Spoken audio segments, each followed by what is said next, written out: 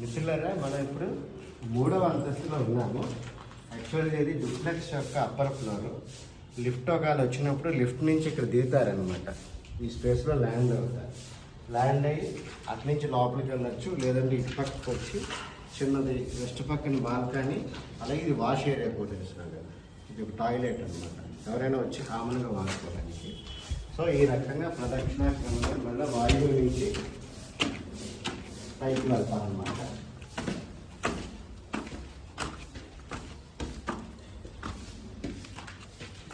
ఇక్కడ ప్రత్యేకత ఏంటంటే, వాస్తుశాస్త్రంలో కొంత కట్టుకోవాలనుకున్నప్పుడు ఎలా పడితే అలా కట్టుకోవడానికి కుదరదండి. మొత్తం వాస్తుపురుష మండలిలో దక్షిణం వింగ్ కానీ పశ్చిమ వింగ్ కానీ కలిపి కట్టుకోవచ్చు, లేదా విడివిడిగా ఒకటైనా కట్టుకోవచ్చు. ఇక్కడ మనం కేవలము పశ్చిమ వింగ్ అనేదాన్ని మొత్తం తీసుకున్నామండి. దండకాయ అని చెప్పి చెప్తాము. ఈ దండకాయ అనే దాంట్లో రెగ్యులర్గా వచ్చిన బెడ్రూమ్ అలాగే వచ్చింది, వాయువేల మెట్లు, లిఫ్ట్, వెనక వాష్ ఏరియాస్. ఇక ముందంతా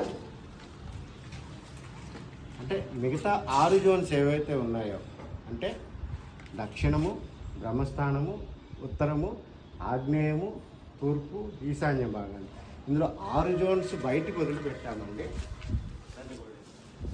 వదిలిపెట్టి ఈ రకంగా బ్రహ్మస్థానాన్ని ఇక్కడ ఎక్స్పోర్ట్ చేస్తామండి. దీన్ని స్కైలైట్ అంటాం అనమాట. గ్లాస్తో కలిపి మనం వాన నీరు పడకుండా ఉంటాము, కాంతి అనేది వెళ్తుంది అనమాట. వెళ్తూ చక్కగా ఇక్కడ ఒక ఫిక్స్డ్ విండో అనేది పెట్టుకుంటారనమాట. సో ఒక గది పశ్చిమ వింగంతా కట్టుకొని మిగతాదంతా స్కై గార్డెన్ అనే దానికి వాళ్ళు చేసుకోవడానికి కూడా అనుకూలంగా ఉండే విధంగా డిజైన్ ఇచ్చామండి. సో ఈ యొక్క పైన మనం వాటర్ ట్యాంక్స్ కానీ ఇలాంటివన్నీ మనం ఏర్పాటు చేస్తామండి. సో ఈ రకంగా ఒక సంవత్సరం క్రితం మొదలుపెట్టిన పని చక్కగా 133 గజాల్లో 6 బెడ్రూమ్స్తో శాస్త్రబద్ధంగా, ధర్మబద్ధంగా, ఫంక్షనాలిటీ బద్ధంగా చక్కగా పనివాళ్ళు, మేస్త్రులు, ఓనర్స్ అందరూ సహకరించబట్టి జరిగిందండి. Thank you very much.